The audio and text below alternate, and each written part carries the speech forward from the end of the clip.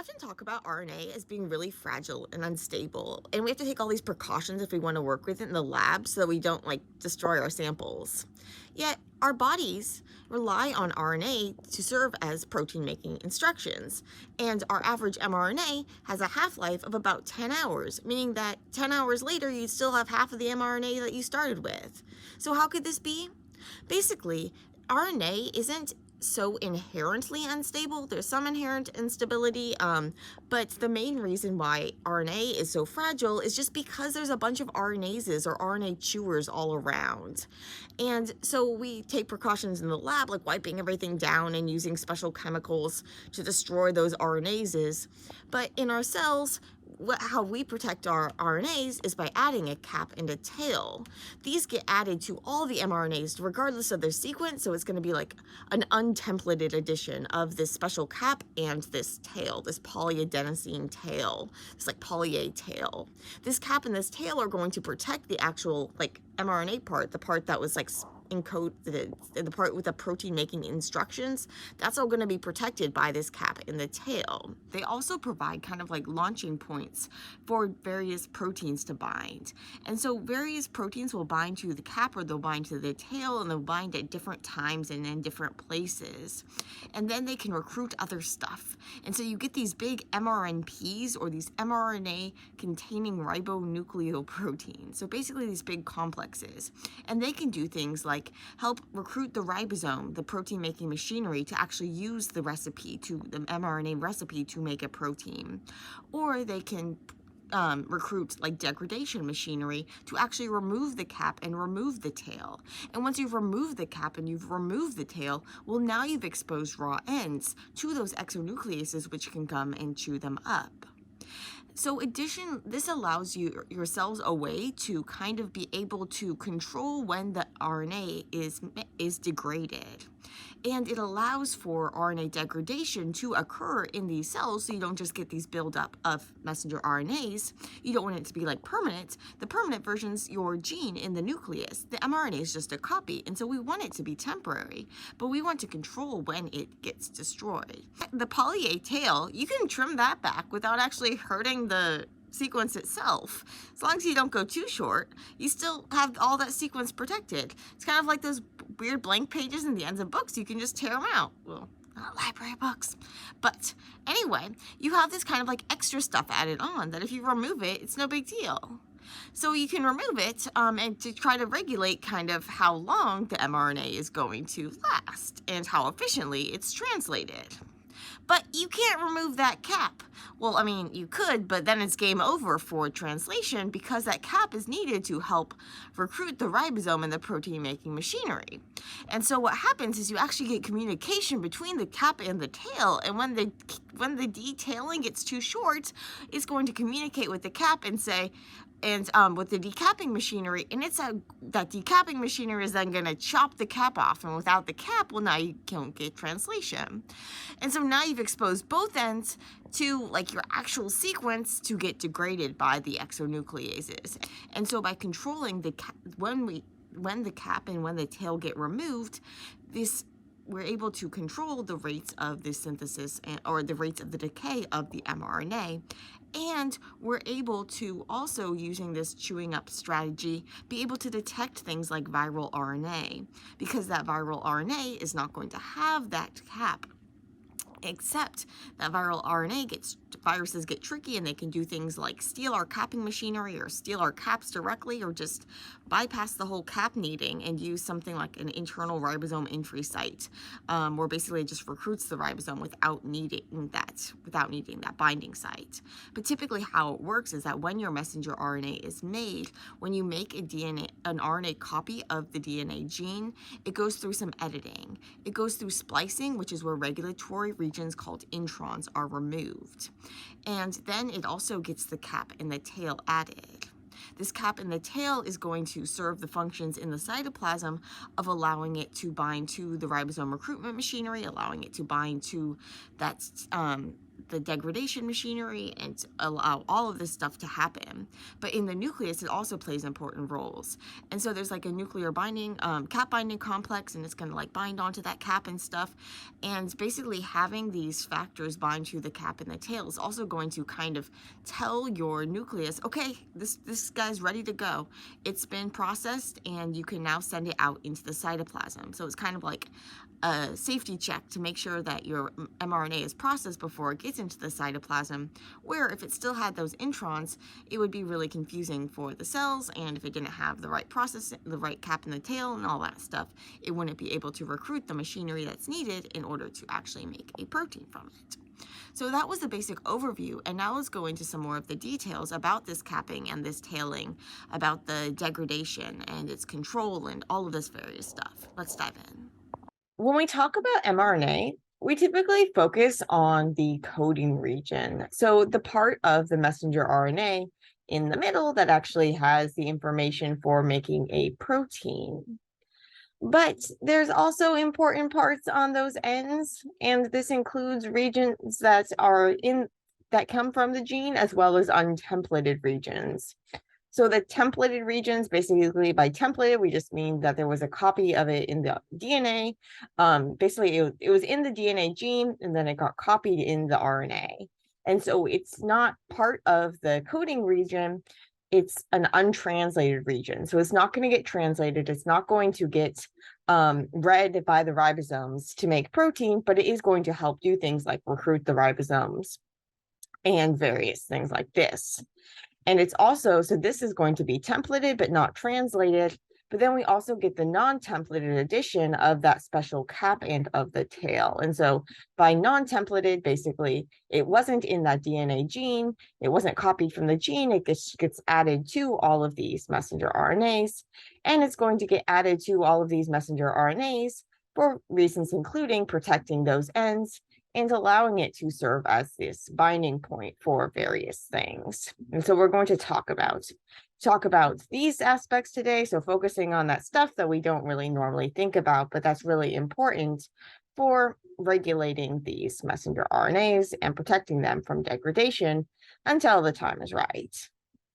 So let's start by looking at that cap.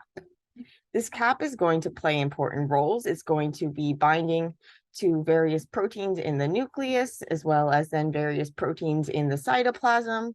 And in the nucleus, it's going to help allow it to get processed correctly. This includes removing the introns. So that's the regulatory regions, the non-coding regions that actually get removed.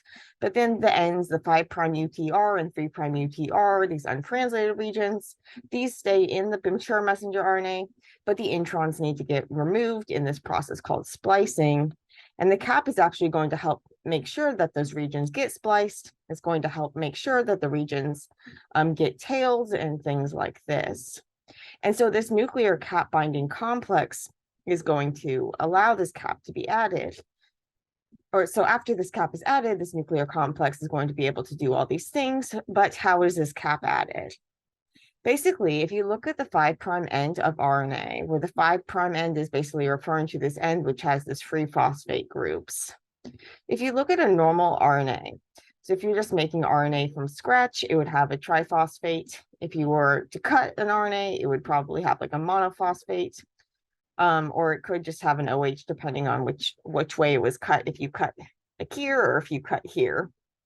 But the cap that the mRNA is going to get, it's going to start out with one of those triphosphates, but then what you're going to get is this weird thing where you kind of get a G on another G added backwards, and then this backwards G gets this methyl group, this CH3 group added onto it.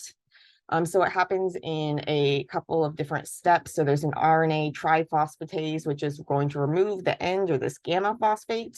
So now you have 2 phosphate groups there instead of 3. And now what you're going to do is you're actually going to get 3 again, but you're going to have a backwards G added onto the end of that.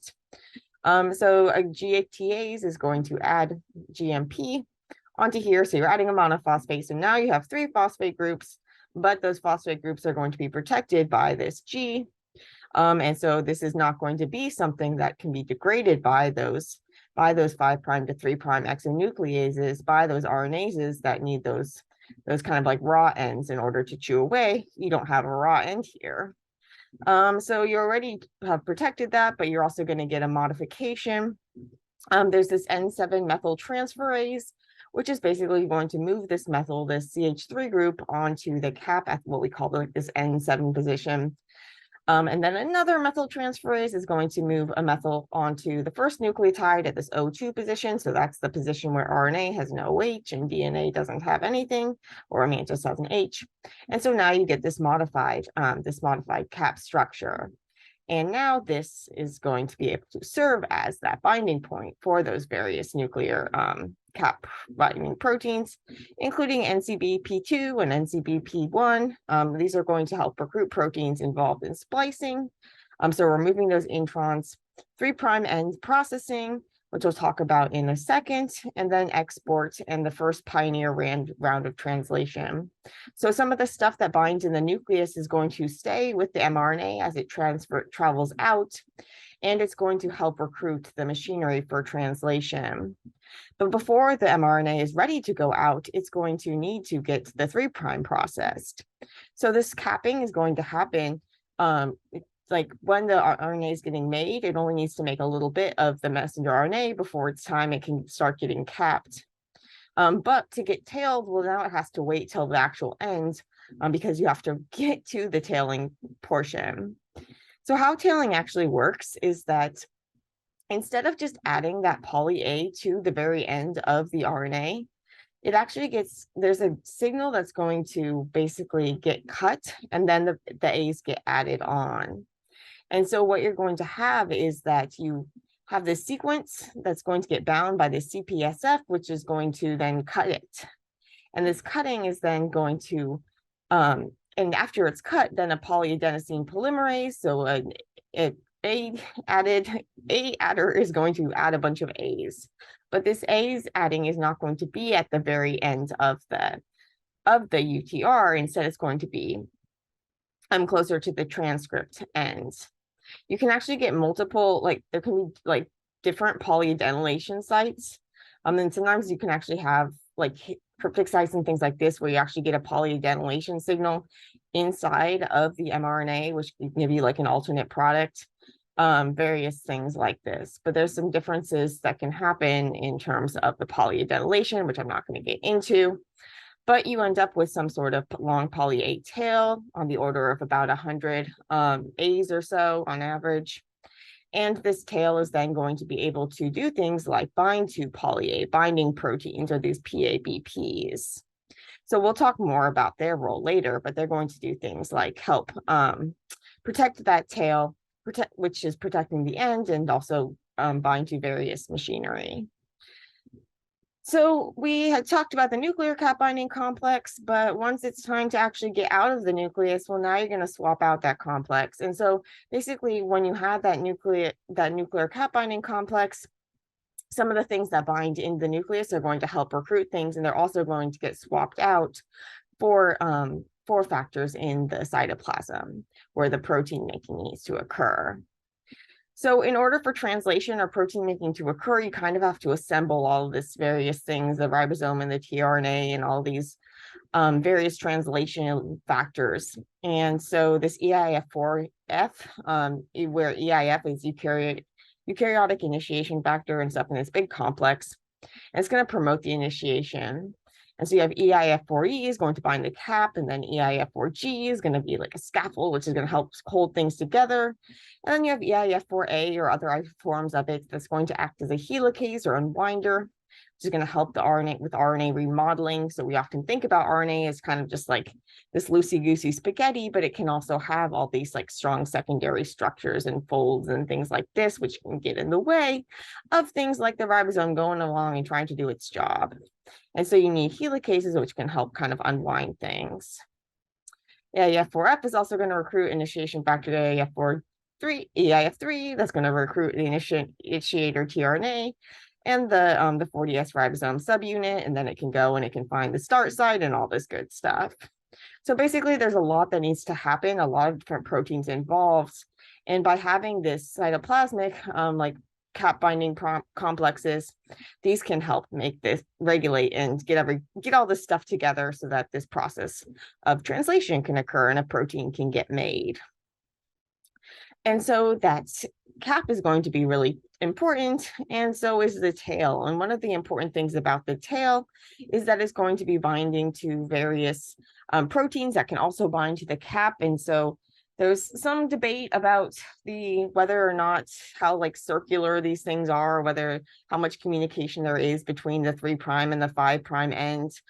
And so I'm not going to get too much into it, but there are things that can bind in the 3' UTR and promote the translation. And there are also things that can happen in the 3' UTR that can lead to degradation. And one of the ways that you can lead to degradation is if you actually remove that tail.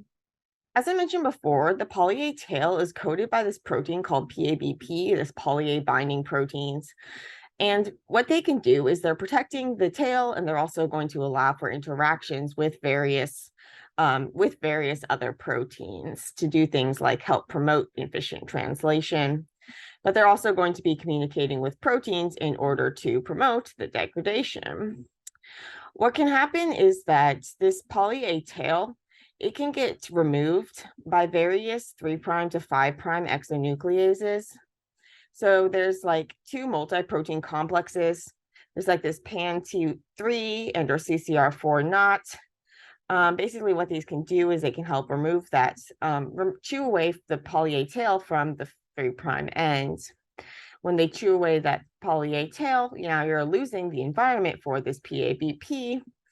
And so the PABP is kind of like protecting from the chewing away, but if some chewing away starts happening and then it kind of like bumps into the PABP or whatever. And something to know about PABP is that it binds cooperatively.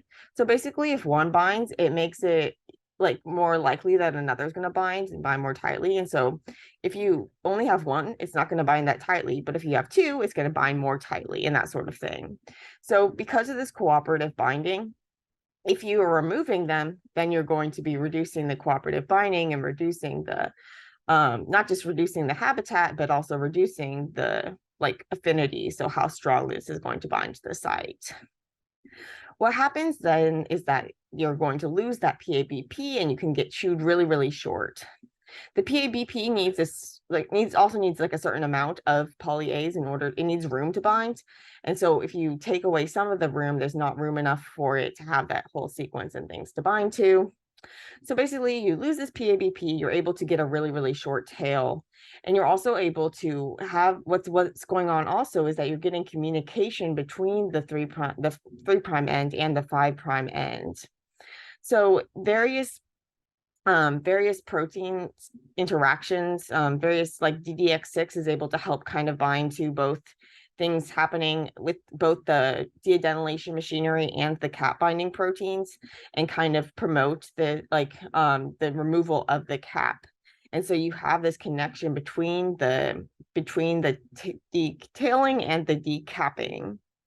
Once we've deadenylated it, basically those deadenylases, they really like chewing away the A's, but not so much the rest of the RNA. And so once it gets really short, now other RNases are going to come in.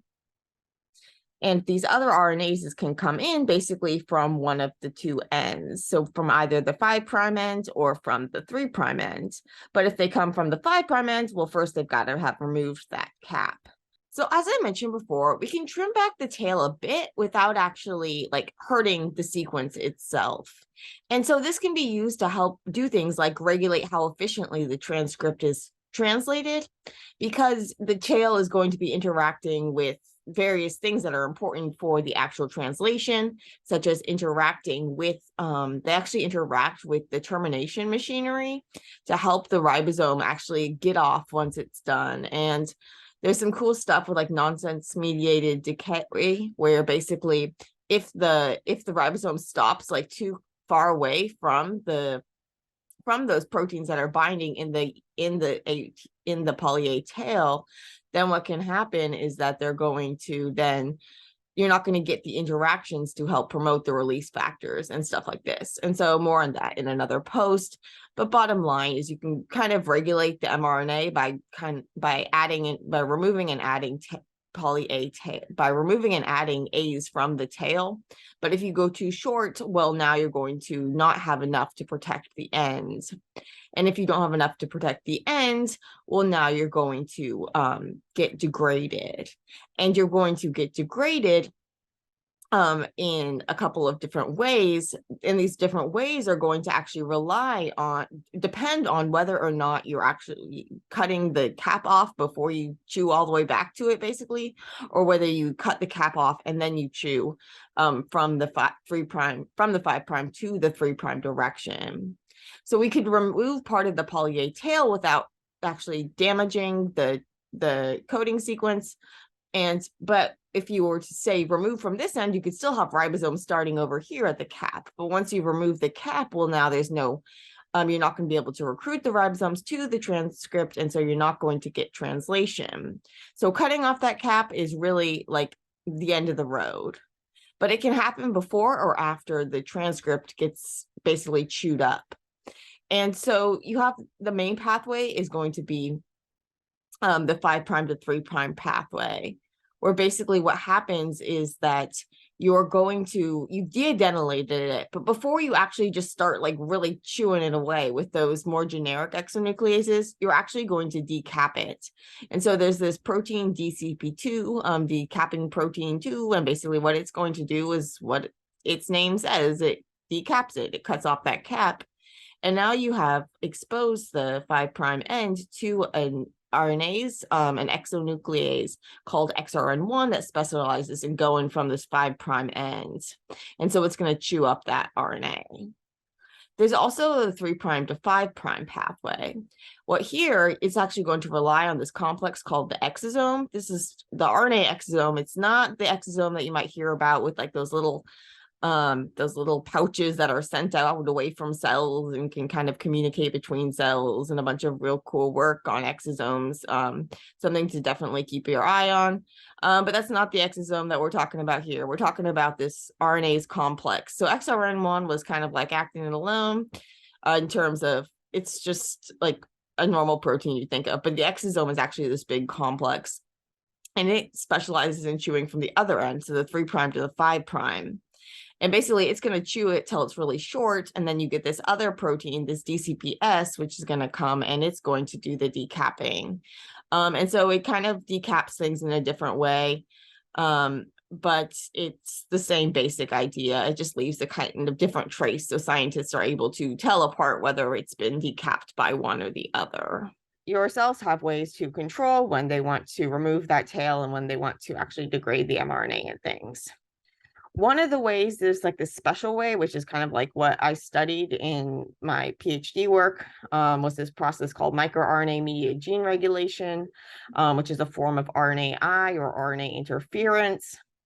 Basically, there can be sequences in the 3' UTR, which are then going to bind to these small RNAs, which are about 20 nucleotides long, called these microRNAs or these siRNAs in some cases. And these small RNA sequences are actually bound by a protein called Argonaute. And Argonaut's going to use those small sequences as guides in order to find those complementary sequences, so those binding sites in the 3' UTR. And it's going to recruit, it's going to bind to this complex called the scaffolding protein called GW182.